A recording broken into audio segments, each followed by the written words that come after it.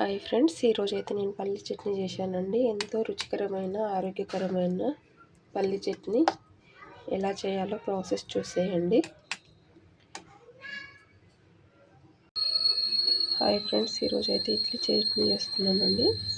దానికి కావలసినవి ఒక కప్పు పల్లీలు, 3 ఎండుమిరపకాయలు, 8 వెల్లుల్లి రెబ్బలు, కొన్ని ధనియాలు, కొంచెం జీలకర్ర, కొంచెం చింతపండు, కొంచెం ఆయిల్, కొంచెం సాల్ట్ అండి.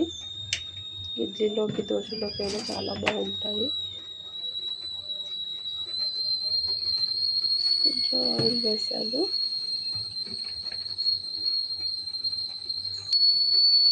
ఆయిల్ వేడెక్కిందండి. ఇందులోకి ఎండుమిరపకాయలు వేస్తున్నాను.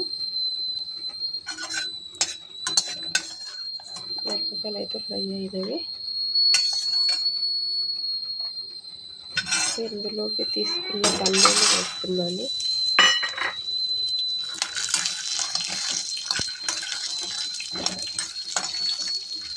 పల్లీలు కూడా కొంచెం చిటపటలాడుతూ గోల్డెన్ కలర్ రావాలండి, అప్పుడే టేస్ట్ ఉంటుంది.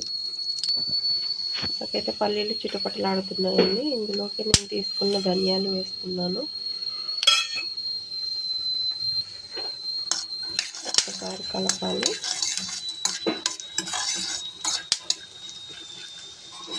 ఇప్పుడు ఇందులోకి తీసుకున్న వెల్లుల్లి, జీలకర్ర, కొంచెం చింతపండు అండి, ఇవి కూడా ఒకసారి వేసి కలుపుకుందాము.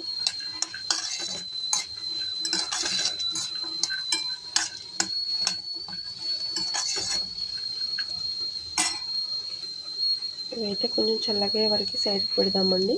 తర్వాత మిక్సీ పట్టుకుందాం. మిక్సీకి అయితే వేస్తున్నానండి చల్లగా అయినవి. ఒక్కసారి కలుపుకోవాలండి. నేనైతే మిక్సీకి వేసాను. అయితే ఇందులోకి నీళ్ళు తీసుకుందాము. మళ్ళీ ఒకసారి మిక్సీకి వేసుకుందాం. నాకైతే చట్నీ అనేది ఇలా అయిందండి. దీన్ని అయితే మనం పోపు పెట్టుకున్నాము. పోపుకి అయితే గిన్నె పెట్టాను. దానికి కావాల్సిన పోపు పదార్థాలు, కొంచెం కరివేపాకు.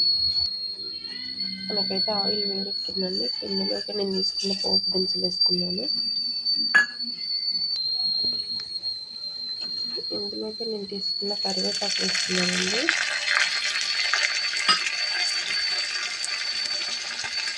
ఇంకా పసుపు, ఒకసారి కలుపుకోవాలి.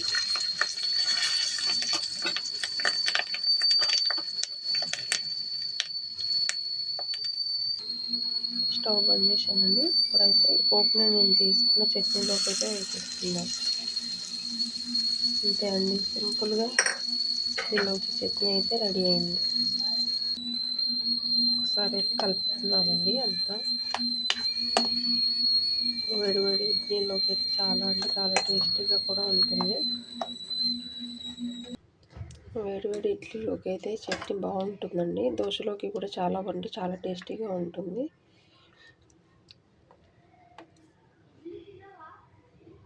Thank you friends.